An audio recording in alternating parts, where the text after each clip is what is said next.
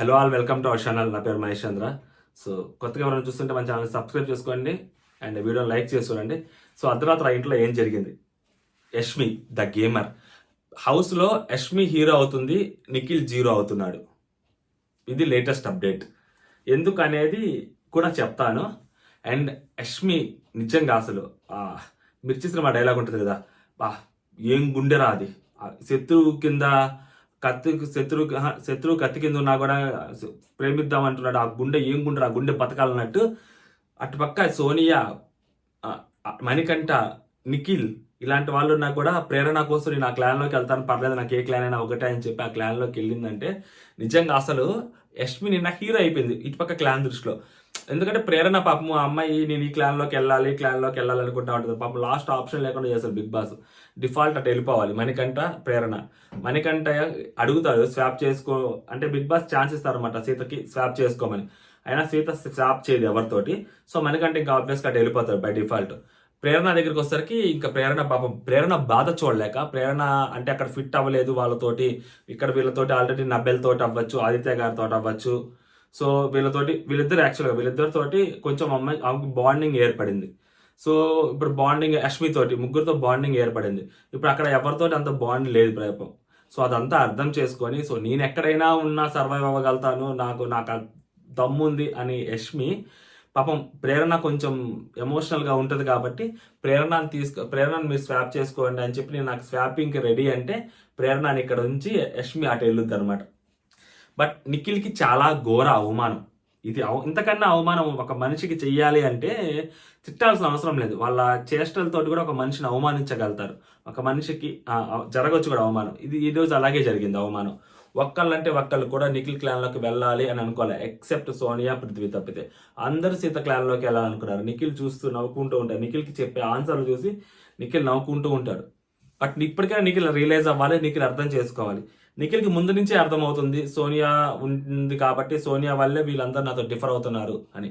And Nikhil మంచోడు అనే వాళ్ళందరూ ఇప్పుడు దాకా అనుకునే వాళ్ళందరూ 2 వారాలు 3 వారాలు అయిపోగానే నిఖిల్ అలా నటిస్తున్నాడు మంచిగా, నిఖిల్ మంచోడు కాదు అన్న ఒక అభిప్రాయానికి లోపల ఉన్న కంటెస్టెంట్స్ చాలా మంది వచ్చారు.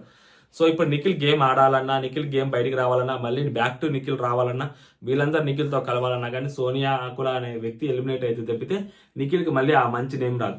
ఎందుకు అంటే హౌస్లో మెజారిటీ హౌస్ మేట్స్ ఏవైతే మాట్లాడుకుంటారో అదే బయట జనాల ఒపీనియన్ కూడా అదే అవుతుంది.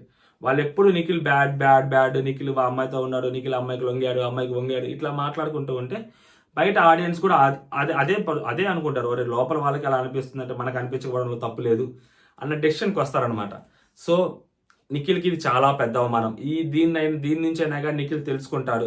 అండ్ సోనియాకి కూడా అర్థమవుతుంది వీళ్ళందరూ ఎందుకు రానంటున్నారు అంటే సోనియాకి కూడా తెలుసు. తర్వాత సోనియా కూడా మాట్లాడుద్ది. బట్ రియలైజ్ అవ్వట్ల వీళ్ళిద్దరు. సెకండ్ వీక్ నుంచి థర్డ్ వీక్ నుంచి తెలుసు వాళ్ళకి, లాస్ట్ వీక్లోనే తెలుసు. రియలైజ్ అవ్వాలి, కొంచెం దూరంగా ఉండాలి. రెడ్ ఎగ్ ఇవ్వకుండా ఉండాల్సింది. నిఖిల్ మేబీ భయపడి ఇవ్వలేదో, లేదా భయపడి ఇచ్చాడో, లేకపోతే అమ్మాయి మీద ఈజీగా గెలవగలుగుతాను అని అనుకొని ఇచ్చాడో, అవన్నీ తన పర్సెప్షన్స్. బట్ ప్రతిదానికి 2 పాయింట్ ఆఫ్ వ్యూస్ ఉంటాయి కదా. సో వీళ్ళతో ఒక పాయింట్ ఆఫ్ వ్యూ ఉంటుంది, నిఖిల్తో ఒక పాయింట్ ఆఫ్ వ్యూ ఉంటుంది. నిఖిల్ బయటకు చెప్పుకోలేడు కదా, అదన్నమాట. సో ఇప్పుడు ఏమైంది, కంప్లీట్గా వీళ్ళందరూ అగెనెస్ట్ ఉన్నారు నిఖిల్కి. సో ఎవరి వల్ల? సోనియా వల్ల. అమ్మాయిలందరూ అది నిఖిల్ అర్థం చేసుకోవాలి, అర్థం చేసుకుంటారు. ఈ వీక్ చూడాలి మరి. యష్మి ఆ క్లాన్లోకి వెళ్ళింది, అసలు మామూలు విషయం కాదు అసలు. అక్కడ యష్మి ఆ క్లాన్లోకి వెళ్ళింది. ఏదైతే వీళ్ళు అక్కడ నిఖిల్ దగ్గర దొరకదు అది ఇది అని అనుకున్నారో, సేమ్ అదే పాయింట్ మీద కూడా నిఖిల్ క్లాన్లోకి వెళ్ళకూడదని ఈ అమ్మాయి అనుకుంది.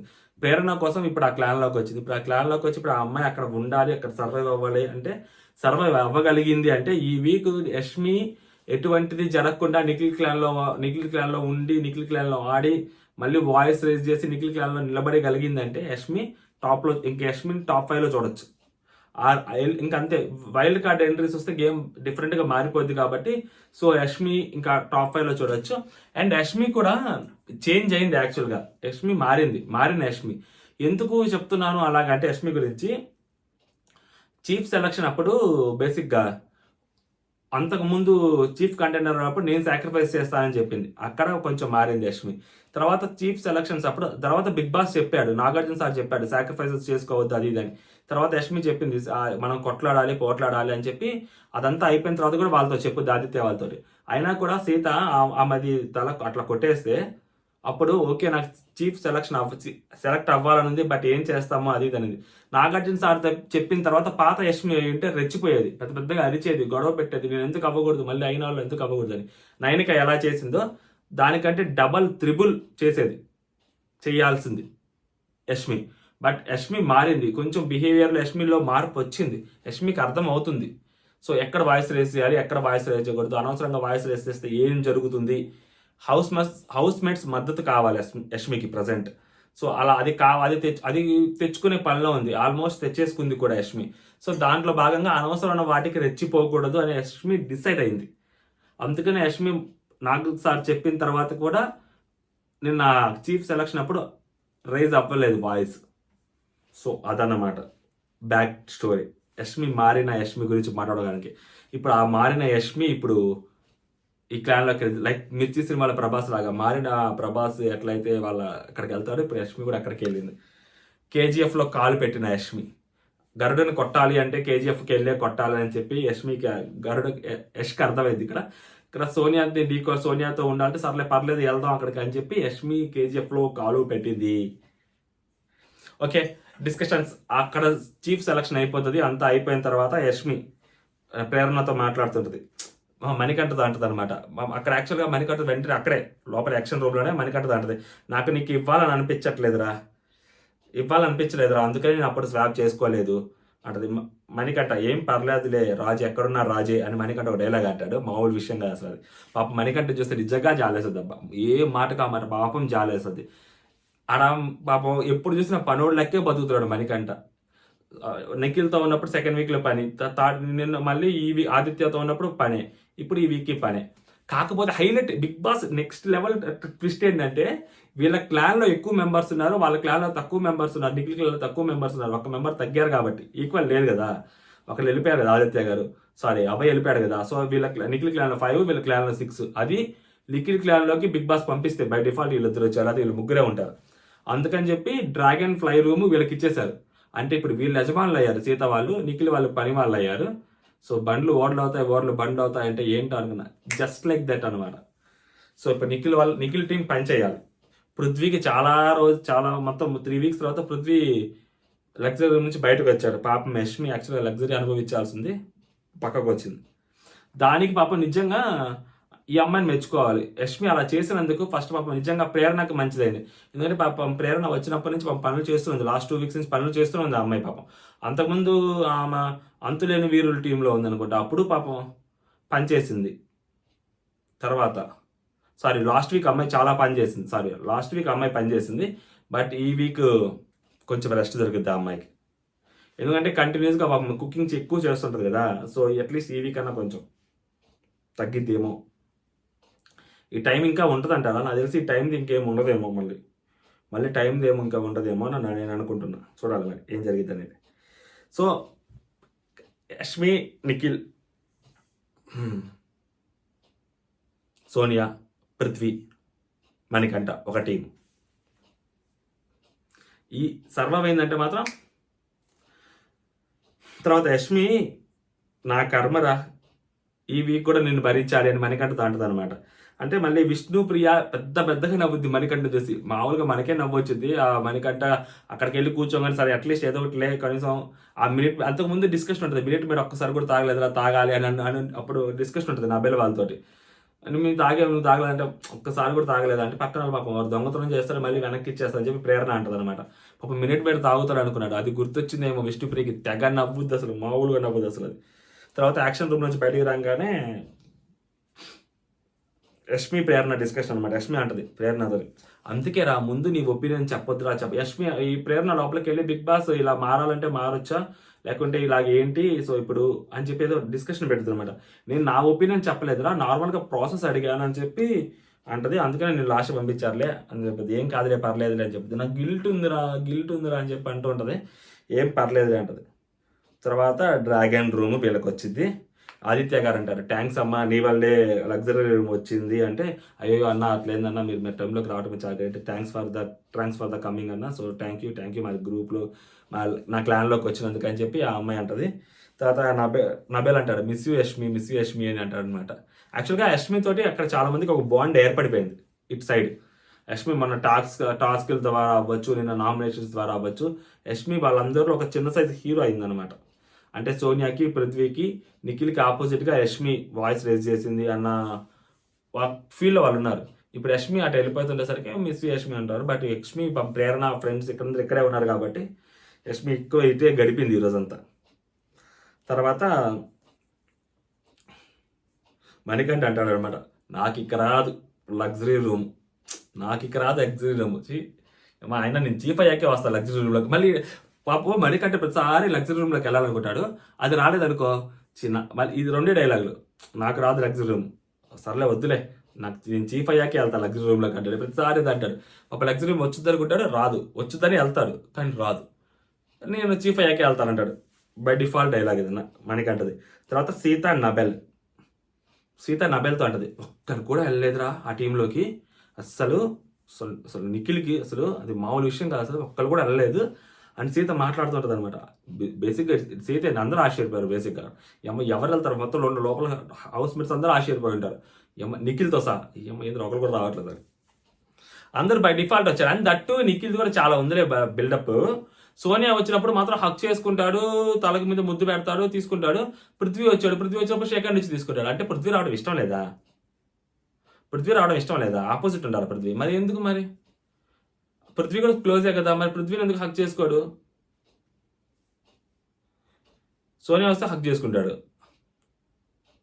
మరి అప్పుడు దాని అర్థం ఏంటి? సోనియానే కావాలి తనకి, ఇంక మిగిలిన వాళ్ళు అవసరం లేదు, ఏదో మిగిలిన వాళ్ళు వస్తే మిగిలిన వాళ్ళకి వాళ్ళ అవసరంతో వచ్చారు, సోనియా నాకుంటే చాలు నా దగ్గర అన్నట్టు కదా పోర్ట్రేట్ అయిద్దిగా. నిఖిల్ చేసే కూడా అలాగే ఉంటుంది బేసిక్గా. ఇక్కడ మళ్ళీ నబెల్ అంటాడు అనమాట, బిగ్ బాస్ పంపడం వల్ల వాళ్ళు కూడా వెళ్ళారు, లేకుంటే వాళ్ళు కూడా ఇటే వచ్చేవాళ్ళు, లేస్తే తప్పులు ఒప్పులు పర్సనాలిటీ గురించి అంటారు కదా, ఇప్పుడు ఎందుకు వెళ్ళలేదు? అది గట్టిగా మామూలు కూడా కాదు నిఖిల్ నబెల్ యాక్చువల్గా కొన్ని పాయింట్స్ చెప్పలేదంట. తర్వాత ఆదిత్య గారితో చెప్తారు, ఈ 2 పాయింట్లు చెప్పుంటే బాగుండేది అన్న, మిస్ అయ్యానని చెప్పి తర్వాత డిస్కషన్లో చెప్తారనమాట. యష్మి తర్వాత సీత మళ్ళీ అంటది అనమాట, సీత అంటది, యష్మి అడుగుచుంటది, ఇంకా అమ్మాయి దీన్ని ఎక్కువ లాక్కండి, సో తను వెళ్తానంది కాబట్టి పంపించాను, లేకపోతే నాకు అసలు ఇష్టం లేదు, నాకు ఈ డిస్కషన్ ఇంకా తను చెప్పింది కాబట్టి తను పంపించాలి, నేను పంపించేదాన్ని కాదు అని అంటది అనమాట. సో యష్మి ఇంకా నాకు ఏ క్లైన్ అయినా ఒకటే, లైట్ తీసుకో ప్రేరణ అని మాట్లాడుతూ ఉంటుంది. సో నైనిక నబెల్ తోటి సీతతో మాట్లాడుతూ ఉంటుంది అనమాట. మేమిద్దరం గ్రూప్ గేమ్ ఆడుతున్నాం అంటే సోనియా చెప్పుద్ది అనమాట నైనికాకి, మేము గ్రూప్ గేమ్ ఆడుతున్నాం అంటున్నారు.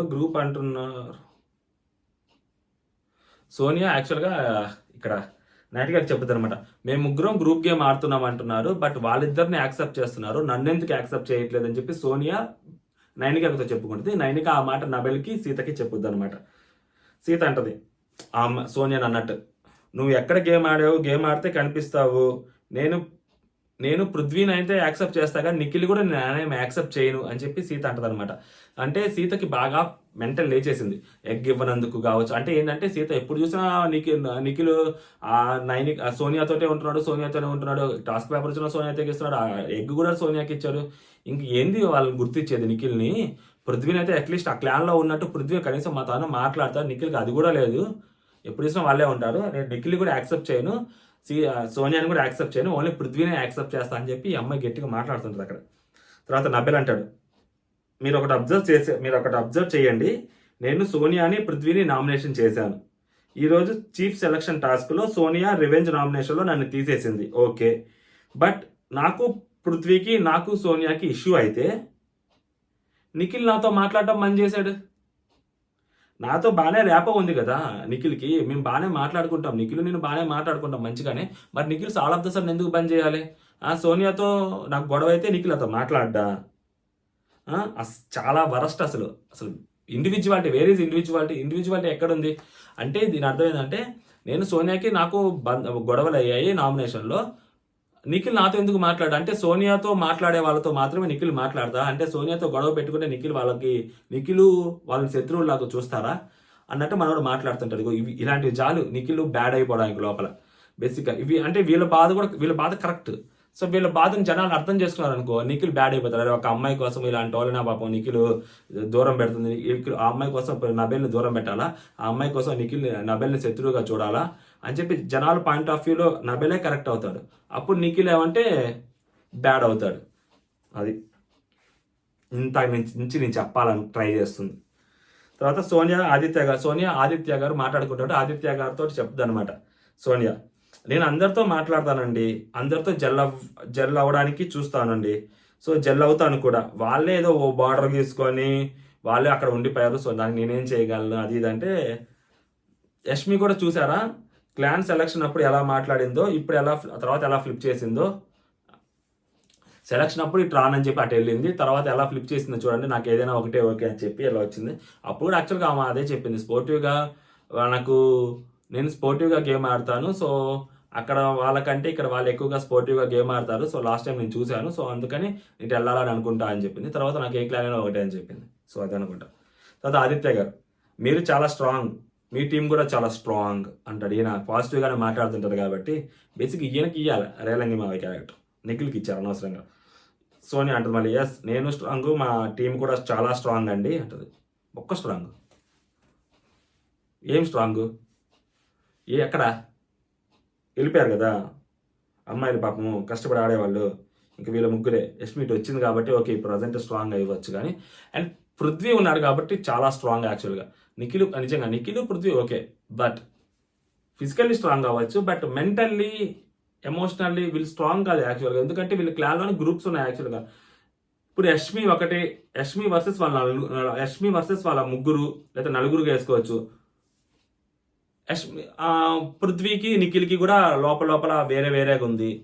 ఇక్కడ వాళ్ళు మామూలుగా అంతా ఒకటిగా లాగుంది ఎవరు. సో నిఖిల్కి సోనియాకి ఒకటి మాత్రమే మ్యూచువల్గా వాళ్ళకి ఇద్దరు లోపల ఏం లేవా బయటకు కనిపిస్తున్నారు, క్లియారిటీ కనిపిస్తున్నారు. ఇంకా మిగిలిన వాళ్ళంతా లోపల ఉంది. ఇప్పుడు యష్మికి మణికంఠకి పడదు, యష్మికి సోనియాకి పడదు, యష్మికి నిఖిల్కి కూడా అంతగా ఏం పడట్లా లోపల. ఇక్కడ మళ్ళీ పృథ్వీకి నిఖిల్కి కూడా ఏం పడట్లా, అండ్ అక్కడ పృథ్వీకి మణికంఠకి కూడా పడదు. సో మేబీ కనిపిస్తుంటారు అంతే వాళ్ళు, బట్ స్ట్రాంగ్ కాదు. వెన్ కమ్స్ టు గేమ్ వాళ్ళంతా అంత మెచ్యూర్గా ఆలోచించి వాళ్ళకి గేమ్ పరంగా అందరం కలిసి ఆడాలనుకుంటే తప్పితే వాళ్ళు స్ట్రాంగ్ కాదు. ఇక్కడ ఉన్న వాళ్ళందరిలో ఎవరికి గొడవలు, మెజారిటీ అందరూ బాగానే ఉంటున్నారు వీళ్ళు సో ప్రజెంట్. సో అందుకని చెప్పి వీళ్ళకి యూనైటెడ్గా ఉంది, అండ్ వీళ్ళు ఒక టాస్క్ కూడా గెలిచారు ఈరోజు చూపిస్తారు అది.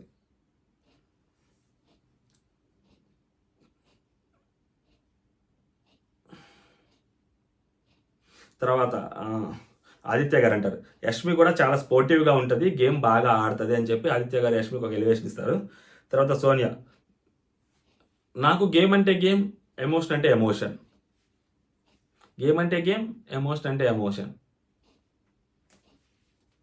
ఏమో మరి అక్కడ గేమ్ ఆడింది ఎక్కడ కనపడలేదు బేసిక్గా, అది ప్రాబ్లం జనాలకి. ఎవరికి కనపడలే లోపల, వాళ్ళకి ఎవరికి కనపడలే గేమ్ ఆడిందని. వాళ్ళు మైండ్ గేమ్ ఆడుతున్నారా ఆమెతోటి లేకుంటే తెలియదు, కానీ నువ్వు అసలు గేమ్ ఎక్కడ ఆడావు అని చెప్పి ప్రతి ఒక్కరు అవును అదే అంటున్నారు. తర్వాత సీత వాళ్ళు డిస్కషన్ పెట్టుకుంటారు, మన ఇటు పక్క సీత వాళ్ళ డిస్కషన్. సీత అంటది, తను వెళ్తా అనింది కదా అని స్వాప్ చేశాను, ఇంకా దాని గురించి ఎందుకు ఎక్కువ డ్రాగ్ చేయడం అనవసరం అని చెప్పి ఇందాక చెప్పాను, అదే చెప్తున్నారు ఇక్కడ. యష్మి అంటది, నేను మెంటల్లీ ఫిక్స్ రా, వదిలేయండి వెళ్ళాలని అని చెప్పి.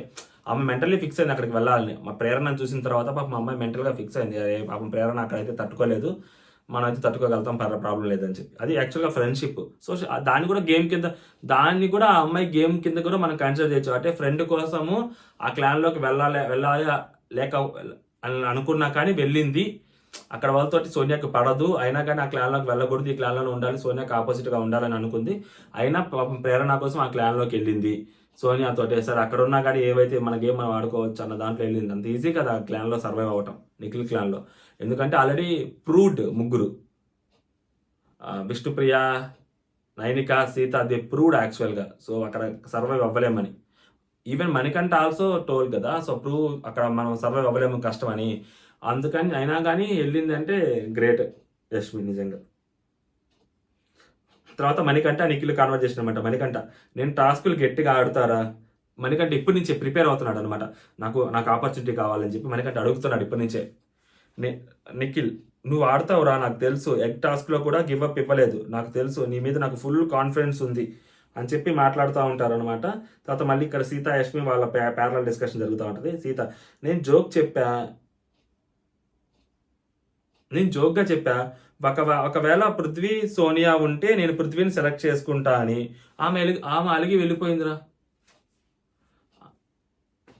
ఎందుకు? యాక్చువల్గా ఫస్ట్ వచ్చి రాగానే సోనియా, యాక్చువల్గా ఇక్కడ ఏంటంటే వచ్చి రాగానే ఫస్ట్ వీక్లోనే వీళ్ళిద్దరు ఒకటే బెడ్ మీద పడుకున్నారు, సోనియా సీత.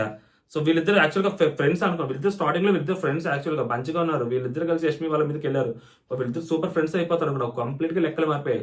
సో అప్పటి తర్వాత ఈ అమ్మాయి ఎప్పుడైతే నామినేట్ చేసిందో సోనియా సీతని, అప్పటి నుంచి సీత ఈ అమ్మాయికి మీద అంత ఇంప్రెషన్ లేదు. సీతకి ఇచ్చి కూడా చెప్పుద్ది సోనియా. మళ్ళీ లగ్జరీ ఫుడ్ గురించి డిస్కషన్ పెట్టుకుంటారు. సో అంటే లైక్ ఇప్పుడు వీళ్ళ రూమ్స్ వాళ్ళకి రూమ్స్ వచ్చి చేంజ్ అయ్యాయి కదా. సో వీళ్ళ ఫుడ్ ఎవరి ఫుడ్ వాళ్ళే వండుకోవాలా అంటే, ఈ కాంతారా టీంకి నార్మల్ రేషను, శక్తి టీంకి లగ్జరీ రేషను. ఇప్పుడు లగ్జరీ వీళ్ళకి ఇచ్చింది కాబట్టి శక్తి టీం ఫుడ్ వీళ్ళకి ఇవ్వాలి, వాళ్ళ ఫుడ్ వీళ్ళు తీసుకోవాలా. ఈ డిస్కషన్ ఏంటి? అండ్ నీకు ఒక హాఫ్ అన్ అవరే మిగిలింది. ఎలా చేయాలి, రేపు పొద్దున ఎలా డిస్కషన్, ఎలా వండుకోవాలి, ఏం చేయాలి, పెద్ద డిస్కషన్. గిన్నెలు ఎవరు కడగాలి, పనులు ఎవరు చేసుకోవాలి, ఎవరి పనులు వాళ్ళు చేసుకోవాలా, లేకుంటే మీరు అట్లీస్ట్ మీరు గిన్నెలకి ప్లేట్లు మీరు కడుక్కుంటారు వెజల్స్ అని చెప్పి డిస్కషన్.